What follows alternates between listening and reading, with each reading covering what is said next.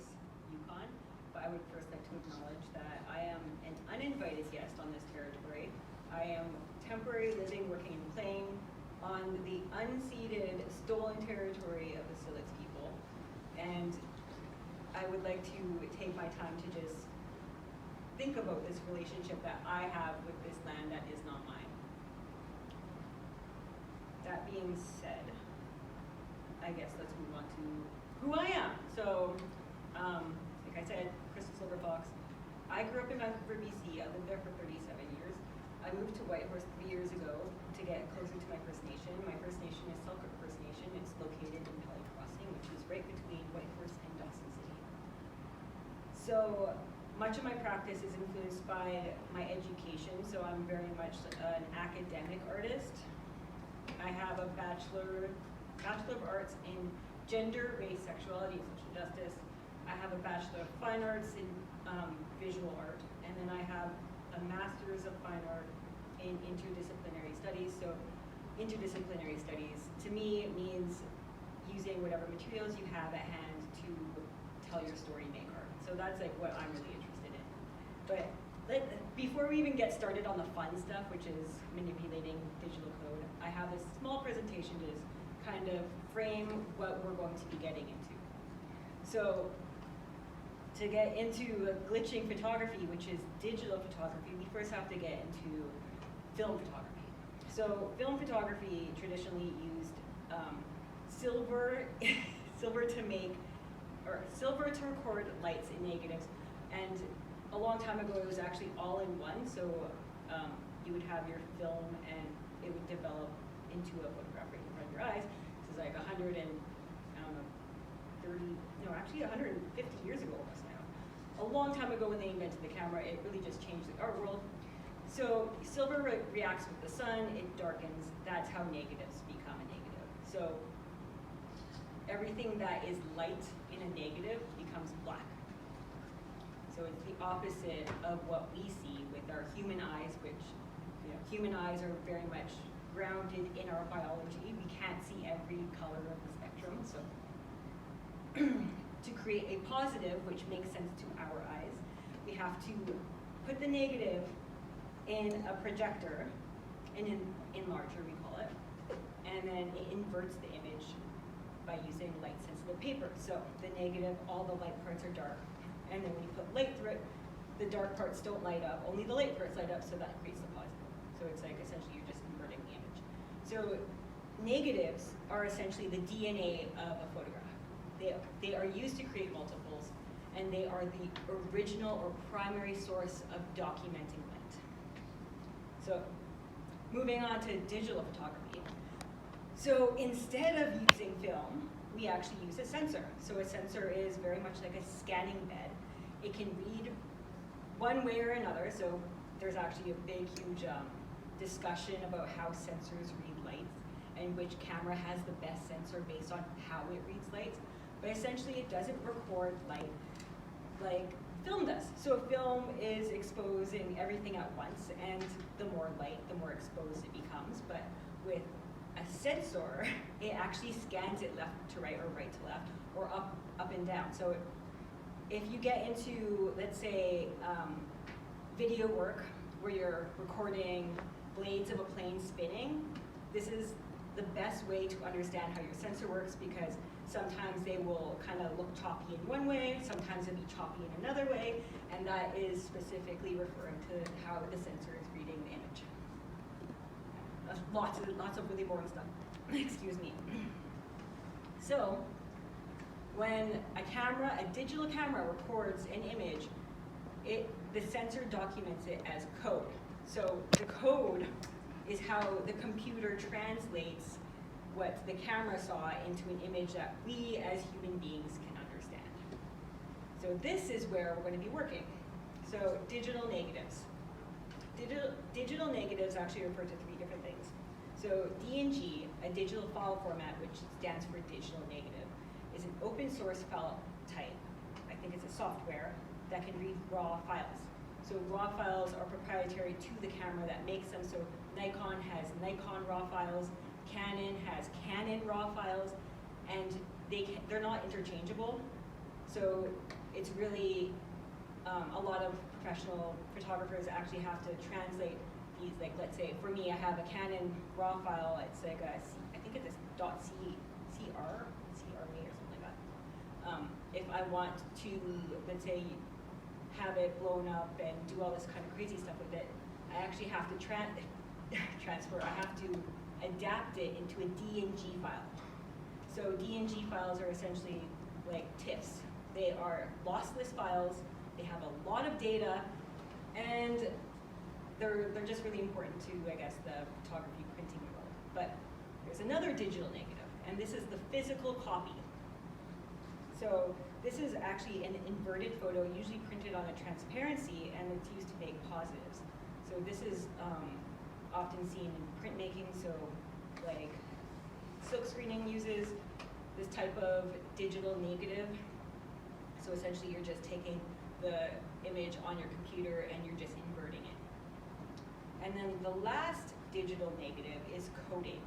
So this is essentially, like I said, the film camera's DNA is the negative. With digital photography, the DNA of a photo is the code. So the code is created by the original recording on a digital camera sensor. So digital photography code, it is determined, okay, so the size of the camera sensor determines the amount of code recorded. So that's pixels, so bigger pixels, like bigger numbered pixels means that there's more data being recorded. Smaller numbered pixels means less.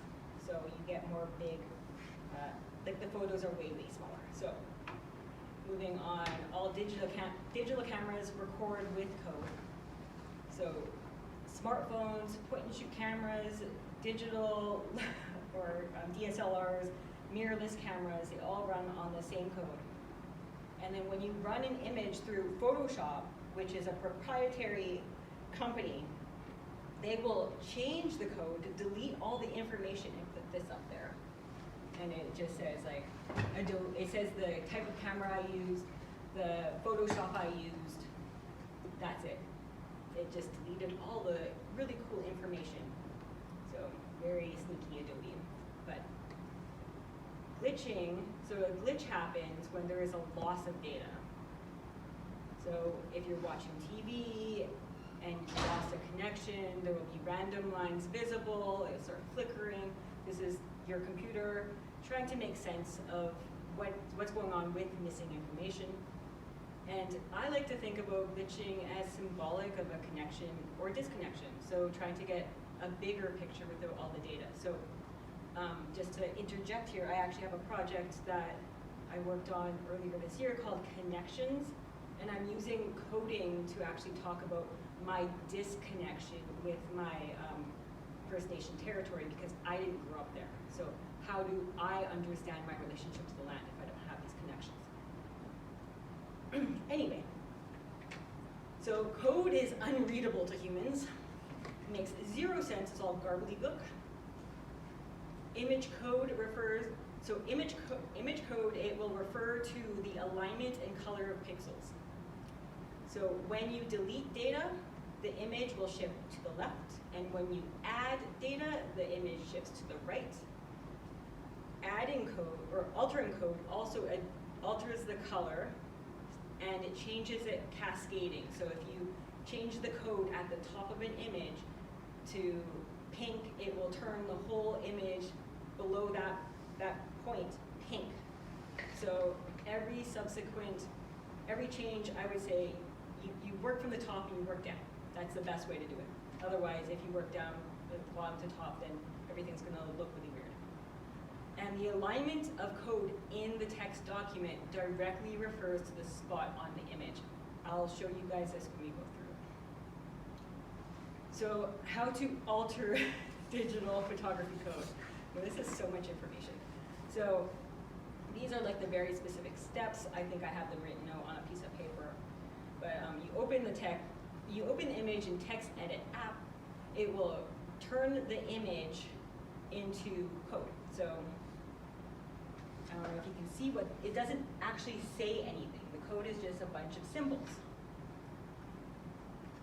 So essentially this slide is all about how we're going to do it, which I will get to, I would say, later on. Actually, this is it. We're just at the end. Let's just, let's just do this now.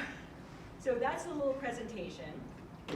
I think it's best to actually work, or I will show you how it's done, and then we can do this step by step all together.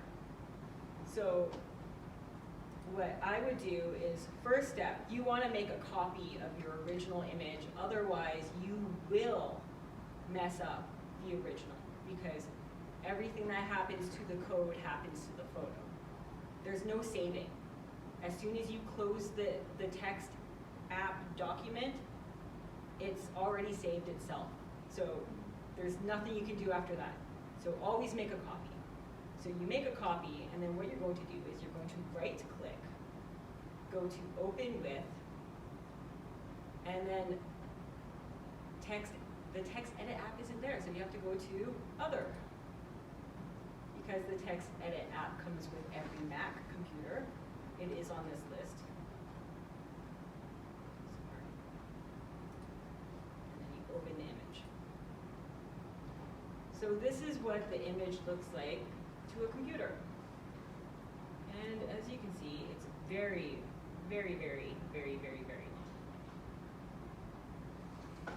So I'm just gonna make this bigger. I have no idea what any of this is. However, you can't translate it? No. I mean, a computer can, but maybe people who are really good at coding can be like, oh, that means, it doesn't, to me, when I think about color and coding, because I used to do web design, I think about like the actual like 6-digit letter numerical code to revert to color, not whatever this is. So how it works is, if you think about this image as the top of all this text refers to the top of the image, and then the bottom refers to the bottom of the image. Actually, also best to like open a copy. So there's our forest. Here is the text edit app. So I want to start at the top. Not too close to the top. If you go to the very top, for some reason, it glitches the whole thing, and then it doesn't work. So you have to go just a little bit below the top. And then what you can do is you can highlight, whoa, that's a lot. You can highlight whatever part, like maybe one line, and just hit delete. There, it's gone. What did it do to the photo? I guess nothing. Oh, wait, it did something. There we go. Oh, yeah. So the photo moved to the left because I deleted data. And it also lightened the image up. So it doesn't match the top anymore, right? And so what you want to do is go back, go down a little bit, do it again. This time I'm deleting 5 lines.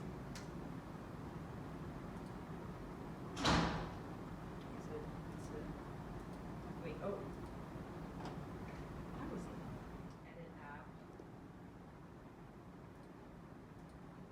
And then also open the image. Come on. Okay.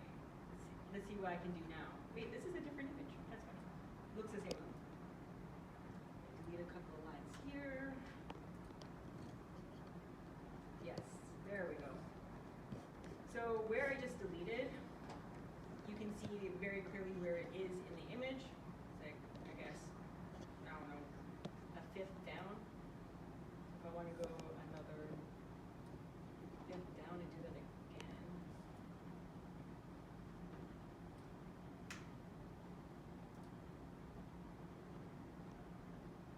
See, it really is aligned with where it is in the text. It's really boring. Boring, I mean, but, so that's what happens when you delete things. It shifts everything over, so I don't know if you can see it on the edge there. This part belongs to this side. Like right here is the sky, which comes from over here, because it shifted it over to the So let's say I want to copy these lines of code, and then I'm going to paste it somewhere else.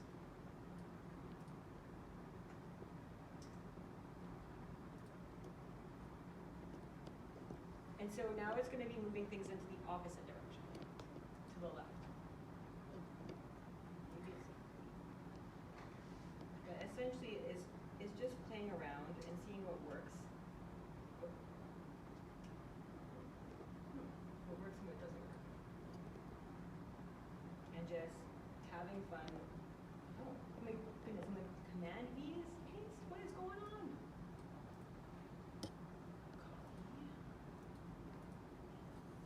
Paste. So I paste this 3 times.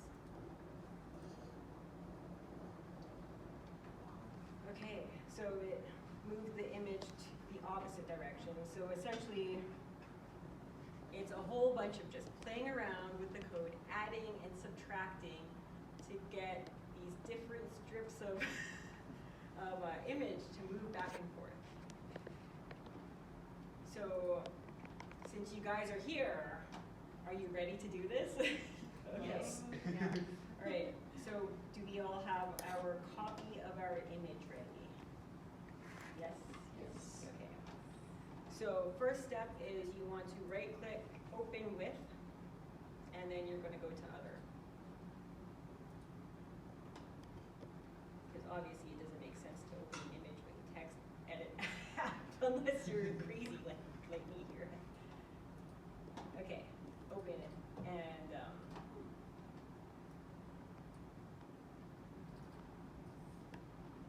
so this is what it looks like.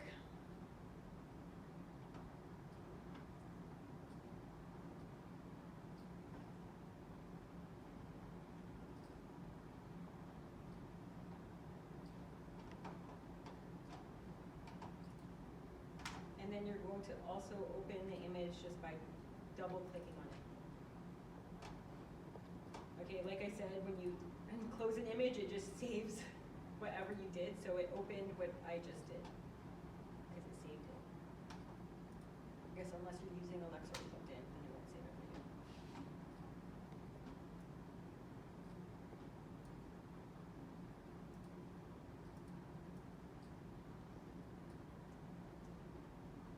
Okay, so if you have both of these open, you don't want to mess with the very top part because I guess that's very integral metadata. So move it down just a little bit so it starts looking uniformly understandable. And then just pick any spot, highlight it, and then hit delete. You can even just hit enter and separate lines if you want.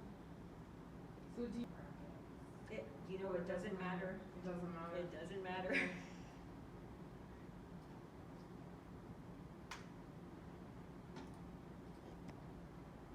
And then in terms of like how much you're deleting, like you're recommending kind of 1 line at a time, how does it sort of alter things if you take out bigger chunks or like even, teeny tiny? If you take out small chunks, I believe it just changes, let's say, 1 color pixel. Okay. And if you take bigger chunks, it'll essentially shift the image and change the color in a more dramatic way. And it will also, because this is a very experimental practice, so you will get parts that you will delete that will turn the image unreadable. And I'm trying to figure out how I can do that so I can show it to you. But essentially, if you don't close the image, you can just go to edit in the text app and go undo typing. And it puts it back in. So you make a mistake, you can just undo it, just don't close it.